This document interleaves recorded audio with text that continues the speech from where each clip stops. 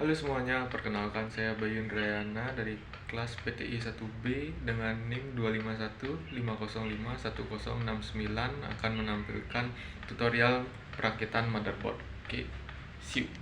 Oke, pada kesempatan kali ini saya akan merakit bagian komponen dari motherboard. Yang pertama ada CPU. CPU ini gunanya untuk memproses semua program yang berjalan di komputer. Oke, untuk cara memegangnya seperti ini agar pin-pin di CPU ini tidak bengkok. Itu bisa menyebabkan PC kalian tidak mau berjalan atau mati. Yang kedua ada fan cooler. Fan cooler ini berfungsi untuk mengoptimalkan suhu CPU saat digunakan agar tidak overheat. Oke. Yang ketiga ada RAM, yaitu Random Access Memory, yang berguna untuk sebagai penyimpanan sementara. Yang keempat di sini ada wireless connection, gunanya untuk mengkoneksikan kepada koneksi wireless seperti WiFi dan Bluetooth. Selanjutnya di sini saya mempunyai hard disk. Hard disk ini berguna untuk menyimpan data yang menggunakan piringan. Selanjutnya di sini ada PSU atau power supply untuk menyuplai aliran listrik ke semua komponen di motherboard ini. Oke. Selanjutnya ada baterai CMOS. Baterai ini berguna untuk sebagai pengaliran listrik sementara untuk program-program seperti kalender, tanggal, hari atau jam agar terus berjalan ketika komputer dimatikan. Selanjutnya ini ada kabel ATA dan ini kabel SATA. Kabel ATA ini gunanya untuk mengoneksikan motherboard ke DVD-ROM atau CD-ROM. Sementara kabel SATA ini digunakan untuk mengkoneksikan hard disk ke motherboard ini. Oke, saya rasa cukup untuk pengenalan komponennya. Selanjutnya kita ke pemasangan CPU. Yang pertama kita buka dulu kuncian dari CPU-nya ini. Oke, setelah terbuka kita lihat cekungan yang berada di CPU ini. Lalu kita cocokkan dengan ada yang di tempat CPU yang ada di motherboard ini.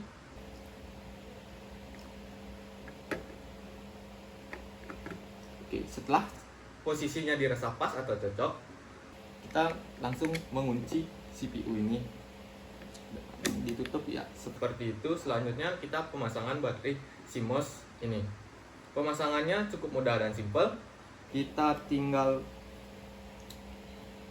masukkan bagian yang cekung atau bagian plusnya berada di bagian bawah. Lalu masukkan di tempat baterainya seperti ini. Lalu cukup ditekan saja sampai berbunyi klik. Nah, selanjutnya kita lanjut ke pemasangan fan cooler. Ya.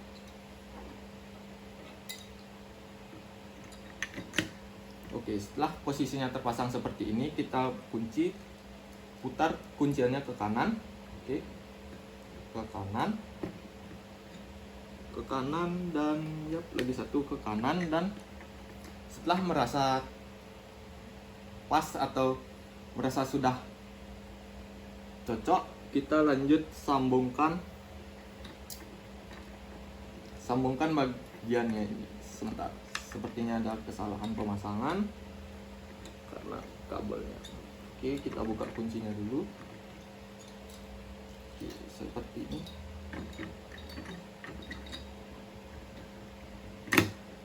Oke, kita kunci kembali semua penguncinya. Lalu kita konekkan kabel 4 pin ini ke CPU fan. Ya, sudah. Selanjutnya kita memasang RAM. Untuk pemasangan RAM DDR2 ini, kita lihat dulu bagian kuningannya. Nah, karena dua bagian ini berbeda dan agar tidak terbalik yang menyebabkan resiko RAM atau patah. Untuk cara pemegangannya juga kita tidak boleh memegang bagian kuningan atau pin-pin RAM ini, karena bisa menyebabkan pembacaan RAM tidak terbaca dengan bagus dan bisa terjadinya error. Oke, pertama untuk pemasangan RAM kita buka dulu kunci-kuncinya. Oke, kita cocokkan untuk pin-pinnya. Oke, setelah merasa pas kita tekan menggunakan 2 jari agar berbunyi klik. Nah, kita pasang lagi yang satunya. Oke, kita cocokkan dan kita tekan terus sampai berbunyi klik. Oke, selanjutnya kita pemasangan kabel SATA. Yang pertama di sini ada port SATA 0 sampai SATA 3. Kalian bebas mau pilih yang mana aja. Kalau gitu saya memilih kabel SATA 0.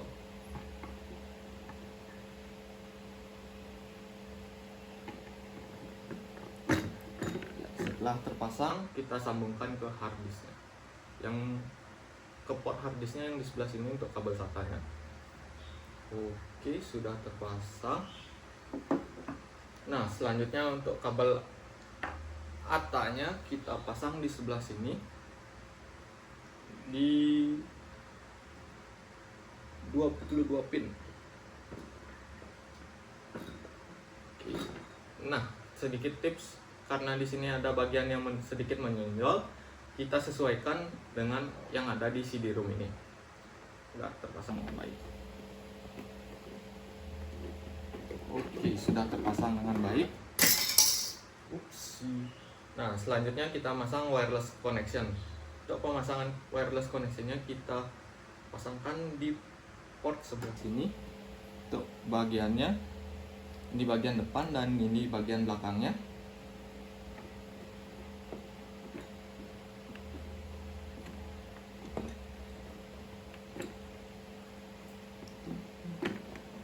Harus sedikit diangkat dan ya sudah terpasang. Nah, selanjutnya kita pemasangan kabel-kabel dari PSU ke motherboardnya. Yang pertama di sini kita pasangkan kabel 22 pin ke CPU-nya. Oke.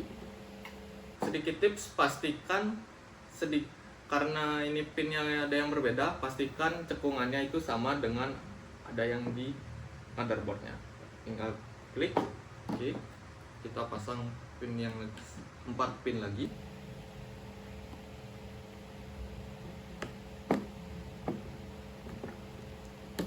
Oke, sudah terpasang.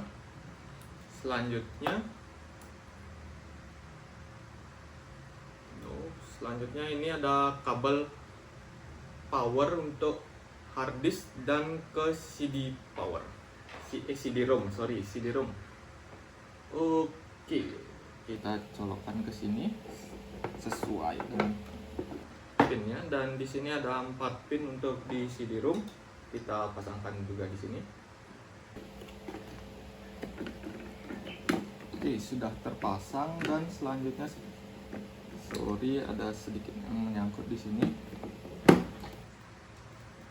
Nah, selanjutnya ini untuk kabel ke motherboardnya.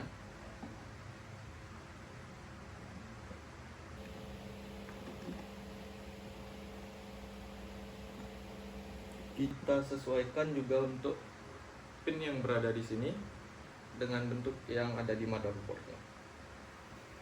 Oke. Nah, oke, sudah terpasang semuanya, mulai dari CPU, fan cooler, RAM, baterai CMOS-nya, wireless connection, habis itu CD-ROM sudah tersambung ke motherboardnya, penyimpanannya hard disk sudah terpasang. Oke, ini bisa kita lihat di sini ada kabel yang tersisa.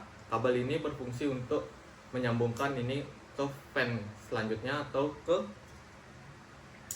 tambahan-tambahan yang ada di atau komponen eksternal yang ada di PC ini.